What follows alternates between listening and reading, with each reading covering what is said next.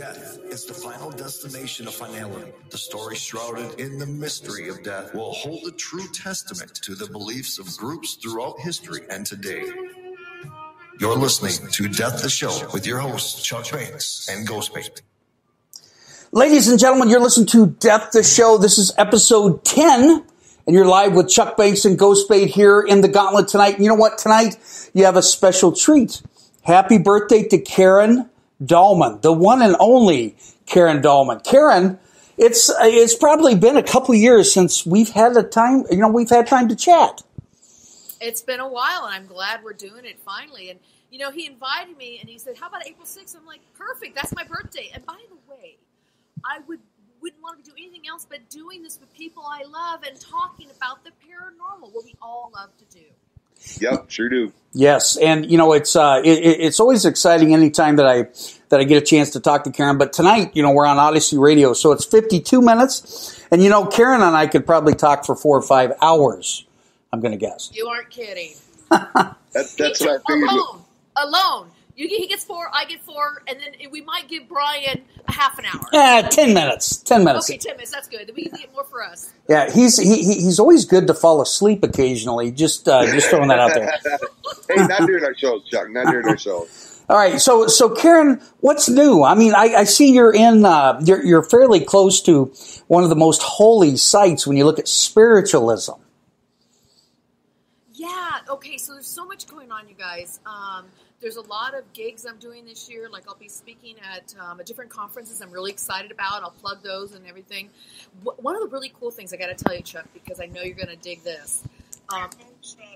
I got invited to speak. Oops, my phone's on. It's all good.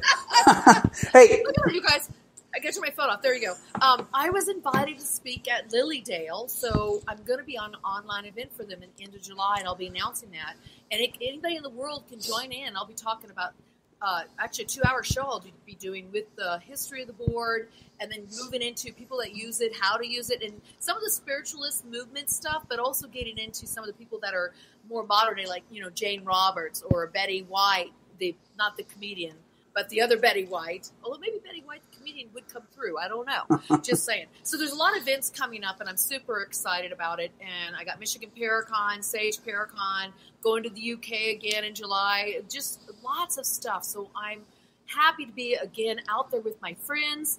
It's like a reunion or a homecoming when I go to these events. And I get to teach my courses on how to use the board, and I get to talk about my favorite stuff, like tonight. It's all good. And you're gonna have to let MJ Dixon know that Chuck's back. Ooh, I think she knows you're back. She saw the post tonight, so I think she knows you're back. Oh, I tell you what, I'll get her back on, folks. You want to talk about? You need to get her on, and let her. She's got several shows coming up this year, and let her tell you about them. But she's really put together a great lineup. So definitely have her on. And you guys, she really is good at EVPs, and I've sat down with her in person with the Ouija board, and I'm really impressed. Of how she used it in and then one of the sessions we had was just off the charts. It was crazy. And tonight, obviously the Ouija board is at hand. And what's funny is years ago I was scared to death of the thing, but I got to know this wonderful lady that has a birthday today, Karen Dahlman. And you've kind of changed my tune when it comes to utilizing the Ouija board in a positive mannerism.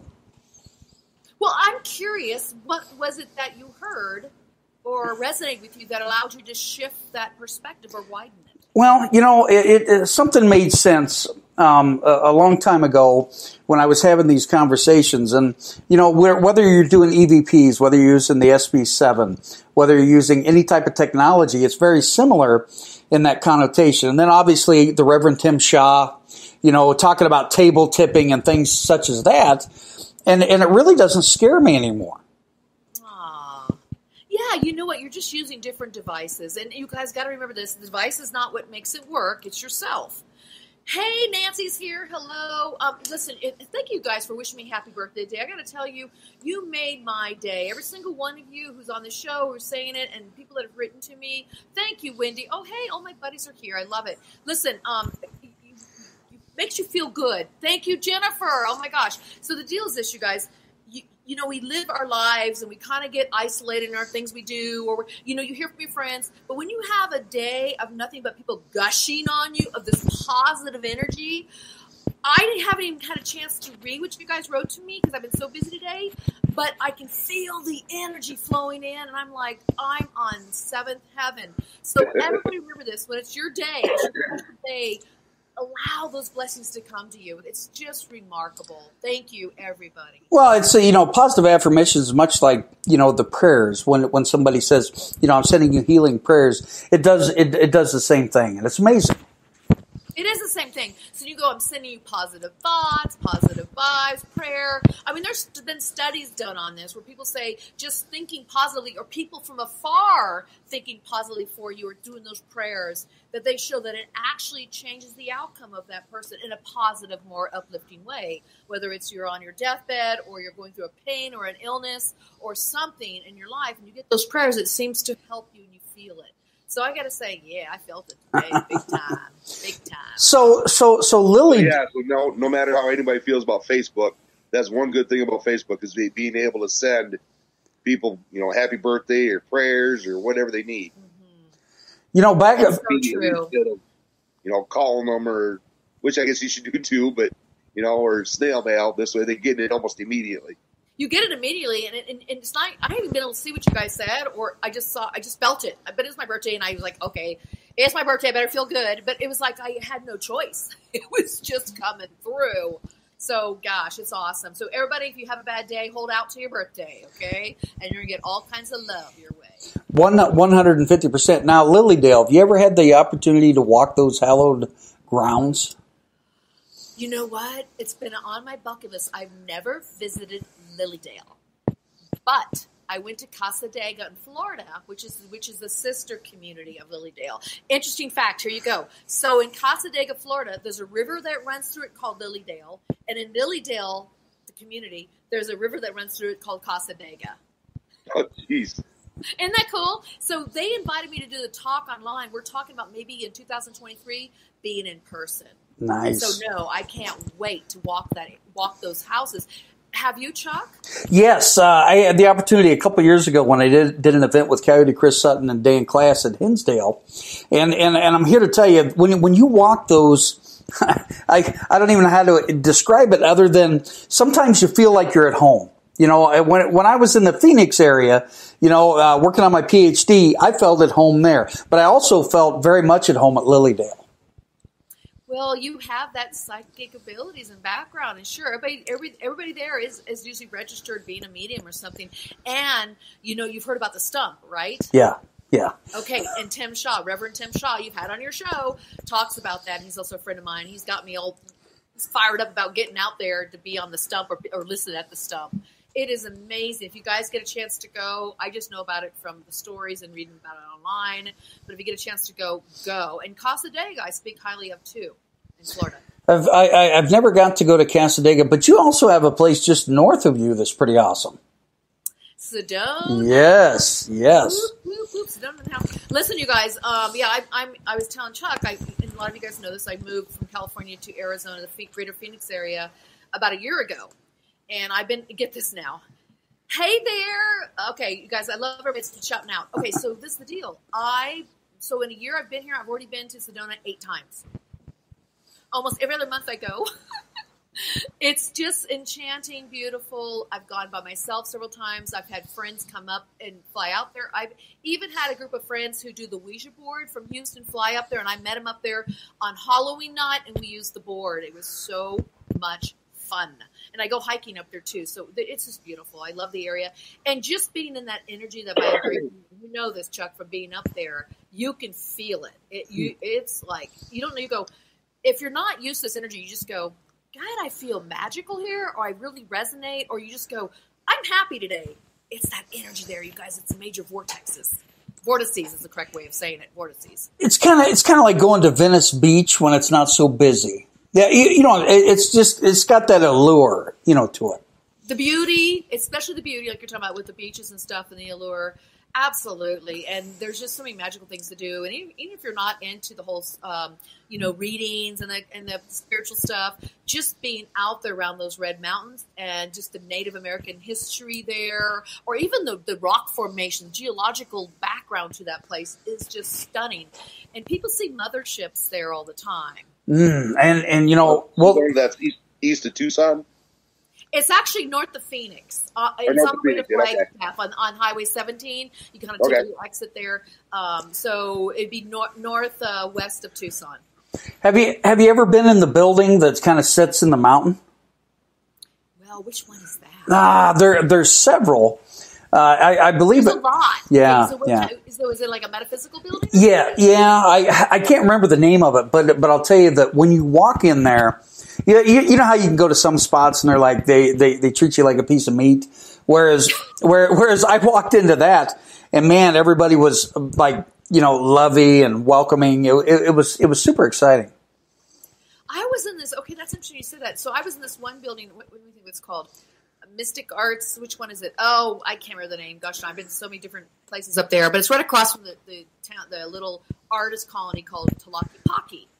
It's right there. You drive right by it. Anyway, it's right off the river. Okay, so I go in. I've been in there many times. And one time I go in there with a friend, and there's this little room that kind of offshoots and hangs over the river area. And I never really just made the connection. I just walked in there one day and went, whoa. It was like getting me like dizzy. And I was like, this is weird. And I walked out, and I was like, fine. I had my friend walk in there and just what do you think? He walks in and goes, oh my God, I'm getting like nauseous, like dizzy. I go, isn't that weird? So I brought the people at work there. I said, walk in here with me. They walk in, they go, whoa, what's going on? I go, dude, I don't know. This is your place. Tell me. I think what it was, there was energy because you get this energy from the water and the crystals and the red earth. I think it all comes together there in a nice confluence. But that day it was high, and it was very uplifting, but it just took you for a loop because it was a different kind of energy. Yeah, and different energies. They definitely affect us all very much differently. Now, let's talk about the Ouija board. What's new with Karen and the Ouija board? Gosh, you guys know I just love the Ouija board. I have several Ouija boards behind me. And you can't really see them here, but I do have let me see. I have one oldest one, 1892-93 board. I have a new one in my collection, Chuck, and it's the 1898-1901. That's circa. You have not seen that one. Then I've got a 1902, and then I have the board behind me. You can see it there. That's the board I got from Santa Claus in 1973. So I have these really old ones, and then I have this one that's almost 90 years newer than those. And everybody thinks this one from 1972, they think that's old. Okay, well, I'm old. Well, I'm old. Okay, surprise. Okay, so anyway, what's new for me with the board is I'm just enjoying it so much, and I'm enjoying pushing the boundaries of consciousness and exploring different types of sentient beings that I can communicate with this tool. Now, I always say it's not the tool that does it, you guys. It's really ourselves. But I like to use the device, the showmanship, the theatrics, the talisman of the board to do my work. But it truly is myself. So, Chuck, I'm working a lot these days off of the board, too. I do a lot of readings. The readings I do are 100% off the board. They're more channeled information. And you guys, the coolest thing is this. All the work I did on the Ouija board, and I've told a lot of you guys about this before, is that it really helped me fine-tune a lot of my own proclivities and abilities, meaning my clairsense, the abilities to feel, see, hear, know, trust, even though it wasn't the board, but just practicing on the board allowed me to become a better channel. And so the guides, the ones I talk to all the time, and I've told you about them before, Chuck, they really said, it's time to get off the board, not because it's bad or anything like that, but they said because you can do a quicker download of information, and the readings go a lot quicker. Like me talking to you right now, where the board is like D, P, O, W, Q, and then I got to go, okay, so what it spells. All right, so it's a lot quicker, and I can affect change and help people more. So I do a lot of readings off the board, but the board, you guys, is my all-time favorite device and tool. Hands down, because of all the really cool things you can do with it. What you know when my mind goes a little bit crazy when spirit comes in. What's up with the Akashic records with you? Well, funny you should say it. So I don't necessarily say, "Oh, I'm talking to the Akashic record," reading into it. What happens is when I do this channeling, I get so much information coming through, connections that could be a spirit guide, it could be somebody from a parallel life, past life. I get all this stuff coming through, which is related to the Akashic records, and I don't even try to distinguish it. I think I'm getting this from, I just go, this is the message I need to tell you, and this is the energy I'm getting it from. But you're right, I'm allowing even more than I could do with the board to come through. So I think that's what you're picking up on, Chuck. Well, and absolutely, I don't know how to explain it other than bioluminescent beings. I mean, so bright that it's hard to see through them. Are you seeing a lot of this? I see them all the time. These are the guides that I work with. They've never been born in a body. They've never been a human.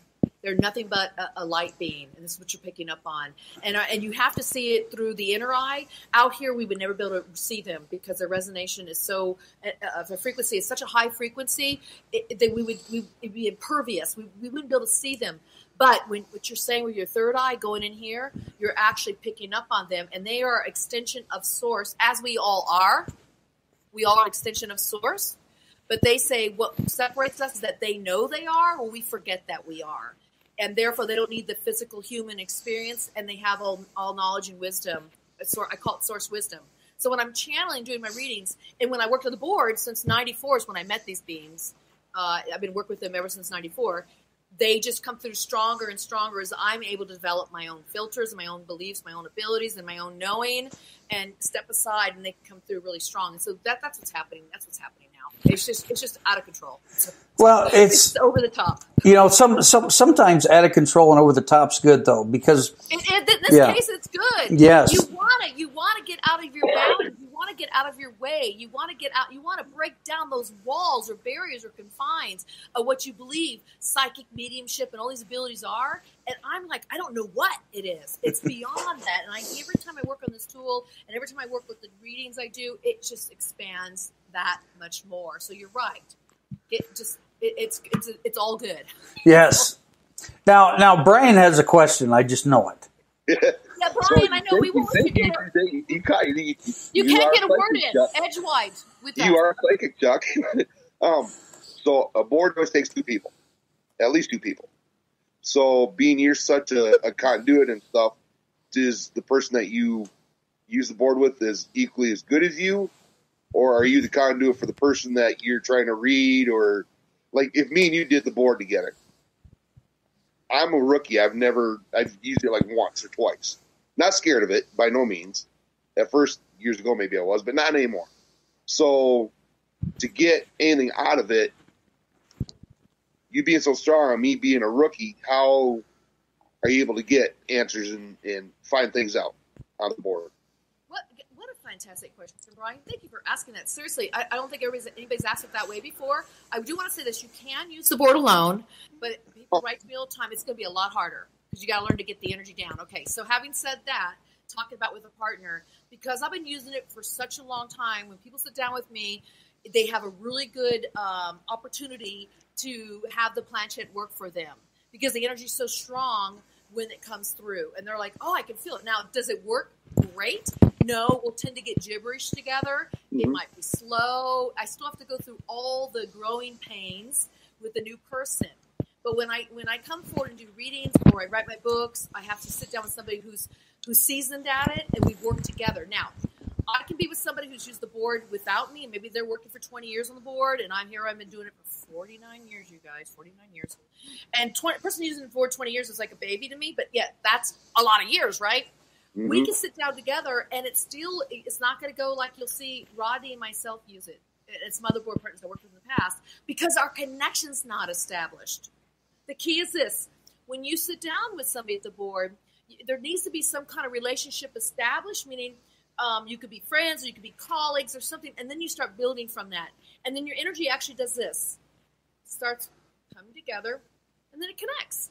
And when that connection is made, you got the connection to that other element, that the beings, the energies that come through. So what a wonderful question. And it's always a process of fine-tuning that frequency between myself and partner, anybody I work with. So you guys, when I teach workshops, and I will be in Virginia over the Memorial Weekend, Belle Grove Plantation, it's on my website, and you can check it out. when I go there, and I don't get to do this at every workshop, I'm going to be sitting down with people, and everybody at the workshop will get the chance to sit down with me during my workshop to use the board. And I'll give you an opportunity so you can know what it feels like when it moves, so you have better success. Because once you feel what that feels like, it's like that locks in and you start to notice. Because it's such a subtle energy, you guys. It's not like dramatic or drastic or strong.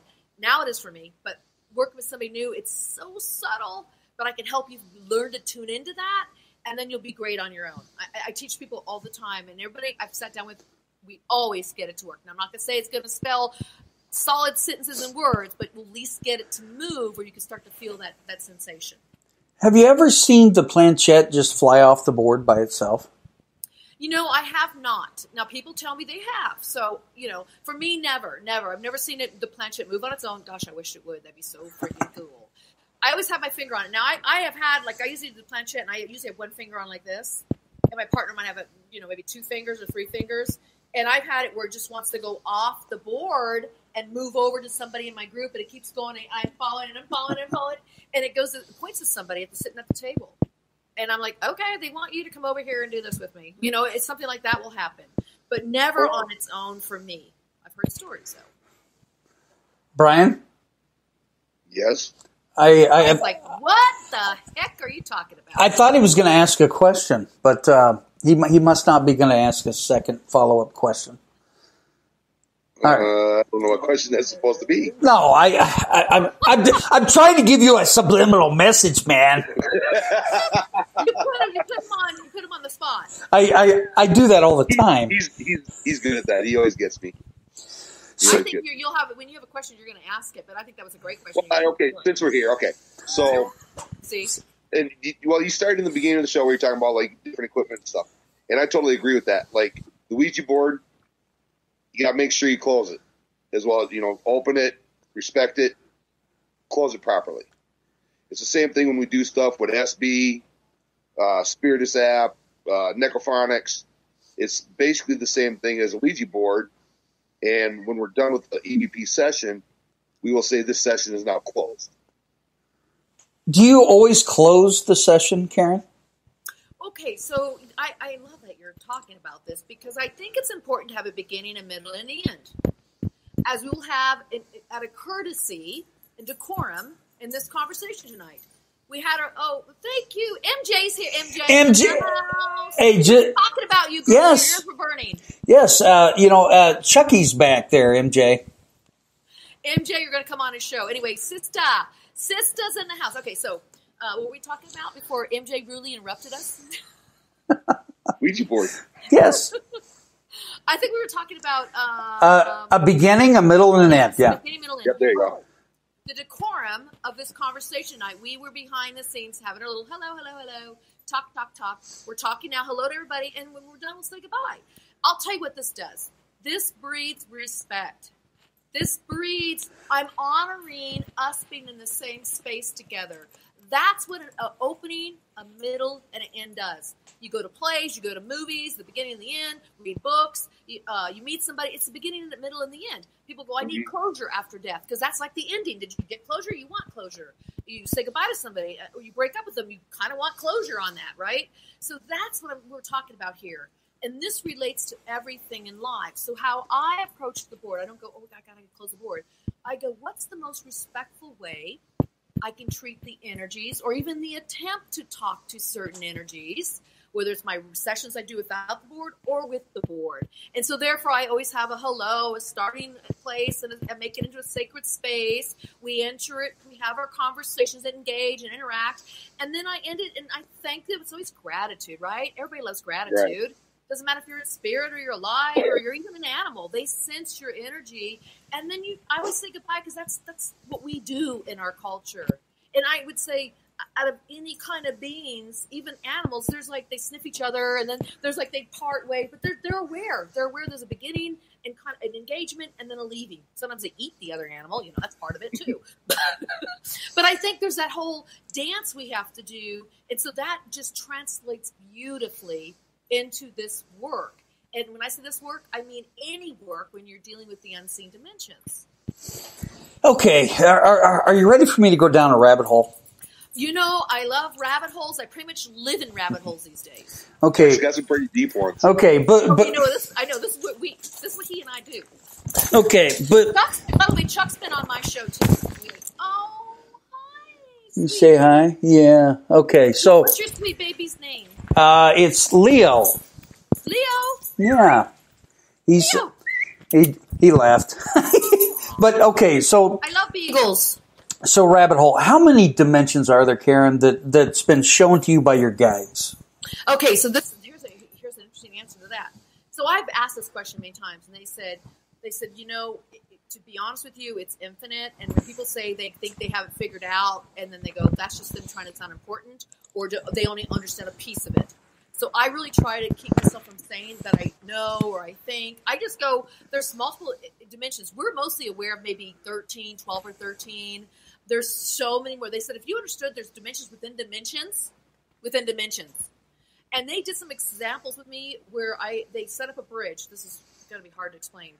It's in my new book when I'm writing on it now. They set up a bridge. I said, hey, would you bring to us, this is Rodney and I were using the board, and I said to them, would you do an experiment and bring to us a group of beings who are in another dimension but light years away in another galaxy? They said, okay, come back next week and we'll have that figured out for you. So they called it a bridge. It's a lot more technical than that. And we were able to speak to these beings, and there was a translation that they were able to translate. They were in another dimension. Like, it wouldn't be like us being able to physically see them. It's like going into another dimension. Like you go into the death realm or the afterlife. It's another dimension like that. But it coexists with ours. But it's in the future, but yet it could be when we spoke to them. We spoke to them a few times, and then one time they said, "You're in our past," and one time they said, "We are in your past." And they kept flipping it when we spoke to them. They said this was the way that set the platform up. So we're talking not only could it be parallel, but also interdimensional, also different galaxies, different type of being, and you can have these conversations. Now, how many dimensions is that? I don't know. But you can have these conversations, and when I try to define it or label it, or then I control it and I stop it from happening. And that's the one thing the guys wanted to teach us on that little lesson they had with us. They said, don't try to comprehend this on your way of thinking. This is a way that your brain, we use 8% of our brain. Your brain can't comprehend this, and we're not trying to speak over you or down you. It's just the fact. And it's beautiful because you're able to allow these things to happen. And also that different group of beings who weren't considered humans were also able to communicate with us too. There's a whole other platform they used to decipher what we both were saying to each other. I'm telling you. We probably could understand that if we used all our brain. And that's what they said. They said, we could tell you so much more. And I said, well, try me out. And they go, well, here's one. And then we did that whole thing. And they're like, okay, did you get it? I go, no. They said, you never will. And don't try to explain it in your own way. But I do have the lessons from it. And I can share that in the book. But I can't make 100% sense of it. And so I try not to get caught up in how many dimensions I think there are, or what I know we're in the third dimension, but are we really? Because we exist as multidimensional beings. And that means we could be having parallel lives right now. And what I learned when I did past life therapy with people, it's future life, now life, present life, past life, parallel lives happening all now. All now. So now talk about how many dimensions there are. I mean, no, listen, this is a rabbit hole. This is where I live, you guys. Yeah, and I love the rabbit hole. Every time that we talk, it's rabbit hole business. It is totally rabbits. It's like many rabbits populating right now. Now, ask your guide sometime the following question. You ready? Okay. I'm going to mute Brian because I hear a little feedback again. Sorry, Brian. All right. Must just be me. Anyway, when we're talking about when the dinosaurs ended, when things crashed, do you think that it was an alien being that did that, or do you think that it really was a comet? Okay, so we have talked about this before. I really like the comet. Okay. And they've made comments on the comet. And the extraterrestrials have always been involved with this planet. And here, let me take this further. So the dinosaurs was a race. We all know that's real, right? We can all say there really were bones, and we found them. And then there was different levels of the dinosaurs, and sometimes humans were with some of these older prehistoric animals. And then they left, and Darwin says all this stuff happened. Well, I don't believe in the Darwinism theory at all. From what I've learned talking to different beings, there's definitely a messing around or working with our DNA, which has changed things for us and has changed us as we've been able to evolve. But I'll tell you this is so fascinating to me. So look at the diversity of life on this beautiful blue planet. You think about it. Diversity in the oceans, we keep discovering new species. Diversity in the skies, on the earth. We're talking about all the feathered, furry, fishy friends, scaly friends, everything. What we see is these are calling cards. Here you go. This is a big one of all the different ET races. We call them ETs. They're actually, ultra-dimensionals, or they're just other beings on other planets. They left their calling card, meaning a representation of who they are. So, for example, the mantis beings left the praying mantis. There's aquatic beings that left those beings. There's beings that left the aspect of them that are the whales and the dolphins. This is stuff directly from the guides. It's amazing. So what we see here on this, everybody loves this planet because it's a planet of growth, evolution. We forget who we are when we come here. That's done on purpose. So we forget the divinity of ourselves, our inherent abilities, so we can just evolve and work through issues without remembering. And then we're here to wake up to, and we keep repeating it and coming back. And it's not to be torturous to ourselves. It's to really help us shine and remember who we are. And a lot of beings from other galaxies and other dimensions want to come here and be in physical form. So it's quite an honor to be here. And we get the opportunity to live our lives with all these beautiful different species. And I'm talking about vegetation. I'm talking about trees. I'm talking about rocks. I'm talking about crystals, crystalline structures. I'm talking about it all. They are all an aspect of some source, of some being. We all are an aspect of source. But a smaller source, like we are, a source with a small s, which we are all a source. We're capital S, big source, experience itself in a physical dimension right now. We happen to be in this third dimension, but we're also in other dimensions at the same time. We just don't realize it. And there's beings that come from ultra major faraway dimensions, 10, 12, 13, 14, 15, way out there to visit us. And they go, this is such a beautiful planet. We're going to leave a part of us here. And they get to interact with us. It's kind of a way to wake up to the diversity of species, because when the extraterrestrials are more present with us, we're not so afraid. We get to see that there are such a diversity of beings. 100%. Deep ass hole, Chuck. Yes, and is that the size of hole you wanted to dig tonight? Deeper. All right, so you're going to have to wait just 1 second there, Brian, and then you get asked the question. All right, question of the week, folks: how many books has author Charles Banks written? You only get one shot at it. All right, Brian, ask your question. Tink, tink, tink, tink, tink. Okay. So, with everything you just talked about, where does Bigfoot fall in that spectrum?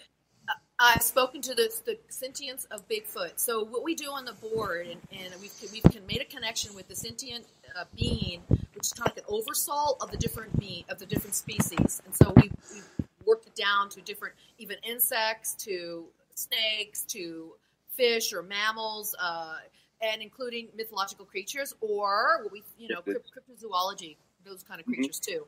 So Sasquatch is a real living being, and he's also multidimensional, but he knows he is, or she knows it's not a he, it's a she, whatever. That species knows it is and goes in and out of dimensions rather easily. And there's been many of those kind of shapeshifters or those kind of talents or recognition that can do that. And we have mermaids, dragoons. I mean, the list goes on. The fairy tales that our grandmothers told us and their great-grandmothers told them. They've been passed on for years and years are and years. real. And years. Yes, are real. The giants were here. And look at the old Bible. The Old Testament of the Bible talks about the giants, and they lived 800 years, There were giants. There were dragoons. They like to be called dragoons, not dragons. Dragoons is the real name. We shortened it, the European nation shortened it to dragon. And they were not all negative. And so that's the thing. We go, the giants were bad, and the dragons were bad, and this, and you hear some of the stories, but that's because that was the remnants. A lot of times, human, our type of being, our type of species, because we use such a small part of our brain, and even back then we might have used less, when we go back to prehistoric days, we were fearful. And we still are fearful. If we weren't so fearful, you wouldn't see the strife in the world that we have, or the greed, or the anxiety. We're fearful beings, and that's just part of our evolution. I'm not knocking us. That's what we're supposed here to do, is to be able to see through the fear and see that the opposite of fear is love, and to learn that again.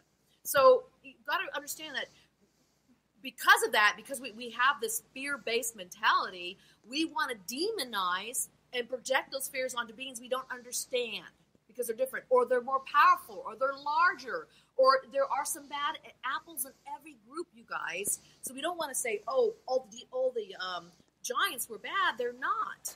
There's some beautiful creatures from that.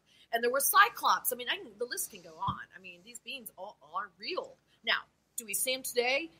Sasquatch people see. Every now and then somebody might see a dragon, or they might see something mythological like a Mothman. Here's another one, you guys. And we tend to see them as scary because we don't understand it. We don't talk about it in our, what's the word I'm trying to look for, in the history of science or in nature. And people that are scientists will go, oh, that lady right there is cuckoo.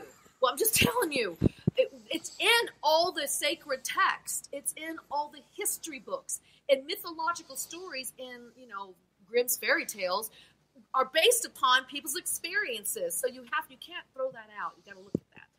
Absolutely. MJ says elementals as well. Elementals, fairies, daemons. And by the way, daemons got the negative rap and became demons. I mean, when the Christian religion came in, not that I'm against Christianity at all. That's just the new religion, you guys.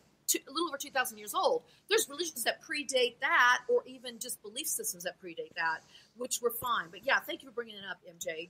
You got to think about all these stories you've heard. They're all real. I mean, and a lot of you out there have experienced this. And you go, I think I had an experience with the fairy. And I had experience. Okay, here's one. When I was young, when I came into this world, I was always kind of seeing things. So at the age of 2 to age of 5, I remember this imaginary playmate I had. Wasn't imaginary at all. In fact, he came back and helped me write this book, which is called The Spirit of Alchemy, which talks about getting in touch with your spirit guides, the source, higher self, and all this stuff. Anyway, he would look like an elemental. He looked like a little elf. He had big ears and the hat and the shoes and striped socks. He was just adorable, and he could change sizes and would always talk to me about life and things, my family. What am I doing here? Who are these people that are telling me what to do? Things like that. And it was just magical. And many of you had those kind of beings or some kind of furry creature that might have been your playmate when you were a child, and everybody says there's nobody there, or it could have been a person or a relative who died. There's so many possibilities to it, but it doesn't dismiss it. It says something was happening. And so, yeah, we can have those experiences, and they are real. Now, kind of shifting gears here, I'm getting a little bit of feedback again. I don't know where it's coming from. Is it from my side? No, I think it might be from me. I broke my headset. You don't have usual headphones in tonight, Chuck. Well, they broke, which is typical. Let's talk about the energy as of the last couple of days, because I have experienced an overwhelming amount of energy and mood swings, things like that. Is that due to the sun? It's so funny you bring that up. I would say yes, and the sun flares and all that's going on. But I got to say, too, what's been happening this year, and I've talked to a lot of my friends who do readings, they're psychics or mediums, and they're they're empaths. And a lot of you guys out here are empaths too, and you can chime in here too, what you're experiencing, what you're thinking. And some of those people I know are on this show watching us right now, and I've had these conversations with them. So there's such a shift of energy. And we're seeing it collectively out in the world. So as above, so below, the microcosm reflects for the macrocosm and vice versa. So the world is showing us this whole expansiveness, an implosion from inside, and then an expansiveness, and then back again. So it's like this contraction and coming in. We're like giving birth to something new, and that's where you're seeing a lot of things fall apart, changes, all these things that are going on, the war, all these things that are happening. We are experiencing it in ourselves. When you see things that major, monumental in the world, that's within the psyche of humanity. And those of us that are sensitive will feel it. And the sun is a living, breathing being. It's a sentient consciousness. Just because it doesn't have eyes and nose and mouth doesn't mean it doesn't have a awareness. We got to get beyond that. Trees and plants don't either. And we just think, oh, just a cute little cat and dog. They have eyes and mouth. They must be alive and sentient. No, even rocks. So I'm going really deep in the rabbit hole. That's all right. Chuck makes me do this. Chuck pushes me, you guys. He twists my arm and makes me do this, okay? Anyway, so yes, Chuck, that's what people are feeling. And I gotta say, here is what people are feeling. Hard to sleep sometimes, waking up with all these weird dreams and getting premonitions, gaining weight, feeling a lot of anxiety. And this is not just COVID stuff, because that COVID stuff is almost over, right? It's after the fact, because there's such a nervousness, an intensity, an anxiety, a tension in the world, and we as a human psyche are feeling that. We can't separate ourselves from the whole because we all are connected. We're connected through the great matrix of all that is, and so are the animals. So everything is feeling that and experiencing that. And so the sun is too. The sun is our living being, giver of life to us, right? We wouldn't exist without the sun. So yes, that's going on, an intense factor, and this is why a lot of people are awakening and waking up to their abilities, or even wanting to talk about these topics. 100%.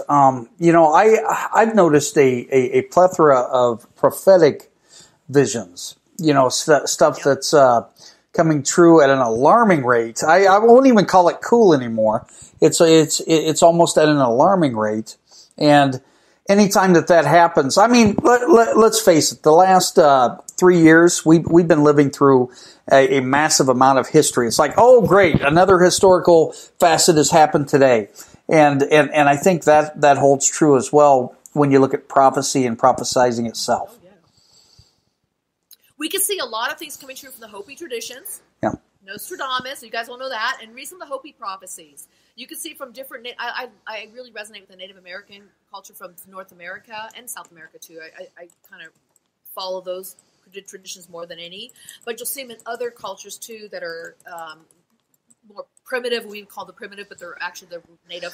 Even the Aboriginals, they talk about this time. That whole thing with the 2012, the Mayan prophecy. There wasn't the ending of the world. It was just the ending of one phase, moving into the next, and we're feeling the birthing pangs. 2012 was just 10 years ago, you guys. That's in a drop of a bucket of 26,000 year cycle. That's nothing.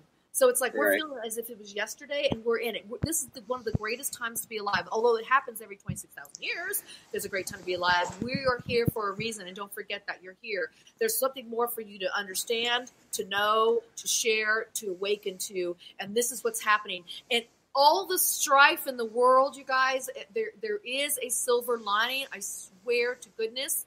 And I'm going to ask you, Chuck, if you're getting some readings and feelings on that, because I'll tell you what I am, and so are my other friends. Well, if you look at all traditions, including Christianity, including Judaism, the three main that came out of the Middle East, they all cite that there has to be a series or a long period of peace before anything comes to attrition, or you see that rebirth, that rebirthing of the new earth. That's kind of called in every major religion in the world, and we have not seen that. We've only seen strife. So my spidey senses tell me that good times are coming again. Good times are coming, but I got to tell you, it's not over yet. That's why we're all feeling this angst. Everybody's feeling it. I know you're feeling it. You just look at your own life. Everybody's doing it. You're asked to move. You're asked to change jobs. You're losing your job. So you see it on the literal external level, but internally you're feeling things. People are going through divorces crazily. People are breaking up crazily. People are moving to new places crazily, like high levels. And a lot of people are exiting the earth too. There's a lot of things going on, you guys, and it's just hang in there. I think it's not going to, it got to go through a little bit more strife, but I feel like it's coming. Maybe in 2023. I feel like this year is still a year to expose and divulge, and for us to open up and shift and change. So be ready for that. Just buckle up. Know that it's all for our betterment of this human psyche, to understand more about our true nature of who we are. Brian, do you see why I'm an overthinker and why I run Project Overthinker? Yep. She's blowing my mind, I'm telling you. Well, and it's you know what, Karen, I'm not just buttering you up because it's your birthday. I'm buttering you up because butter me up for my birthday. Yeah, I know. You're an amazing soul, 100%. Oh, thank you. So we're down to about 7.5 minutes. Let's talk about Shut up. Yes, We're not done. I know. Let's talk about the new stuff that's coming. All these big events. Thank you so much. Well, Brian, if you have another question, just shut my mouth and ask it. Okay. All right. Okay. So I'm so excited. As I mentioned before, and MJ is in the house. Woo, woo, girlfriend, sister. Okay, so she's holding. Finally, we've been trying to do this because of COVID, kept setting it back like 3 times. 3 times the charm. Here we are going to be in Virginia over Memorial Weekend. You can go to Sage Paracon USA. Look it up on Facebook or go to my website and you'll see information about tickets and what we're doing there. I will be one of the speakers. It's a boutique-ish. I love it. It's a boutique-ish event, which means we have an opportunity to sit down with each and every one of you and to really interact and talk. And I get to do the Ouija board with everybody. I'm so excited. So all of us are giving a presentation. There's going to be ghost investigations. There's going to be, as they call it in the UK, stalls. We just call them booths. They call them stalls. Stalls? Stalls. They call them stalls. They keep like you're a horse in the stall. So I think of a horse in the stall. So we'll be in stalls, okay? And then we also all get to do workshops on different topics. So there's several of us being there, and I'm super, super excited and honored to be a guest of one of the speakers. And then also, as I mentioned in July, I will be in the UK at Sage Paracon UK. There, MJ, everybody look right there. BellgrovePlantation.com, paranormal. Check it out. Get tickets. Come out and see us. Swear to goodness, this is going to be such a great event because it gets really personal. And those are my favorite. Okay. The UK is another great one, too. Come to the UK. Listen, everything's opened up now. Fly out there. We stay at Coombe Abbey Hotel. It used to be an old monastery. You guys, it has a great history. It's haunted. Okay? It's haunted. The stuff in the UK is a hell of a lot older than the United States. Okay? Just saying. And so we do investigations. It's boutique-ish, but it's a little bit larger than the one I'm doing in Virginia. And this one is in mid-end of July. Look it up on the website. She'll post the link here, I'm sure. And that one is great, too. The investigations, we have fun. We do dress-up balls and VIP dinners. And there's some really cool surprises there. And, again, I'll be there as a speaker. And then we play fun games. You guys, it's a hoot. And I got to tell you, everybody I meet at Sage at these events, thank you. 27th, 29th is Belgrove. That's the one in Virginia. MJ, post the one that's in the UK next. That's going to be in July. When I go to these events at Sage, you're going to meet the best people that'll become your friends. Yes. I have all these friends over in the UK now, and truly they're friends. I hang out with them. We talk. I see them. They travel here. I travel there. Then I've got the Lilydale event. I'm going to be posting that on my website soon. Lilydale told me to be posted on their website soon as well. So check that out. That's an online event. If you're anywhere around the world, you could join me. That's July 27th. The deets will be on the website. Sage Paracon UK, there it is, 14th to the 17th of July. There you go. And we fly into London. Then you go up to Coombe Abbey, which is Covington. Hope I said that word right. I say, they have an accent. We'll be at Coombe Abbey Hotel. Oh, bloody hell. We'll be in London town, and then we'll drive up to Coombe Abbey. We'll have a cup of tea with the Queen. Don't forget the crumpets. Yeah, the crumpets and tea. And then we have a lot of fun, okay? Let's just say that. Absolutely. And then I'm so looking forward to this, you guys. Michigan Paracon, one of the largest paranormal events. This one is, and MJ will be flying in, and a bunch of the people in the UK will be there too. The Talking Board Historical Society will be there. We have a new museum. We do a museum there almost every year. And I'll be one of the main speakers. And I'm super excited to talk there. I'll be talking about some new stuff like sentient consciousness and communicating with that. Trees, plants, Sasquatch, all that wonderful stuff. So that's a great event too. Please come out. And there'll be other things in between. But those are the main ones in person. You guys, I'm stoked. I'm stoked to be back in person with people. It's just it's an honor. Yeah, and if you ever need another guest, MJ, call my people. Call my people. Okay. I'm trying to point. You got this backwards here. Yeah. The guy on the end, yeah. So it's backwards on my screen. So wants to hear me talk. Brian. Yes. Okay. So down to the nitty gritty, which is crazy. It's crazy how fast time goes. And we'll have to get you back on soon, Karen. But any special shout outs out there to anybody? Well, I kind of been doing it all night. I know. It's all good though. It's all good. Listen, there's a lot of people here tonight that I saw. Nancy Bliss was in here. I saw MJ. Oh my God, I saw so many people in here. I'm like, I missed everybody's names. But let me just say, shout out to the Talking Board Historical Society. Go visit us at tbhs.org, talkingboardhistoricalsociety.org. You can see what stuff we're doing, what we got coming up, what we did. You can read about all the directors. I love being a part of that group. We really tried to educate people about the history of Ouija board. Go to my website, KarenADahlman.com, and I have all kinds of blogs and information about Ouija boards and about spirituality too, because I do a lot of work off the board. But plus, I have all the events that are coming up, so you can see all the things I talked about, and you can link there and get your tickets and come out. Join me at my YouTube channel, Karen A. Dahlman. Listen, it's been a great honor to be here with you, gentlemen. Chuck, welcome back to the community of Airwaves. And hello, and thank you, everybody out there, for joining us. And thank you for the beautiful birthday wishes. It's been an honor being with you guys on my birthday. Hey. And, and there it is. Folks, if you get a chance, and I'm sure I'll have MJ Dixon on soon. But if you want to be a guest, just shoot us an email and all that sort of stuff. Question of the week: no one got it, but I want to share. Plug for me. Plug for me. 18 books. Oh shit! What? That's okay. That's okay. That's okay. 18. Short plug for me. If you haven't already, follow Short Bus Paranormal page on Facebook. My wife has got some questions out there. You answer them correctly, you get a prize. You get thrown into a lottery for a prize. Prizes. Okay, so some questions about our team and phenomenal. Stuff like Phenomenal. That, so.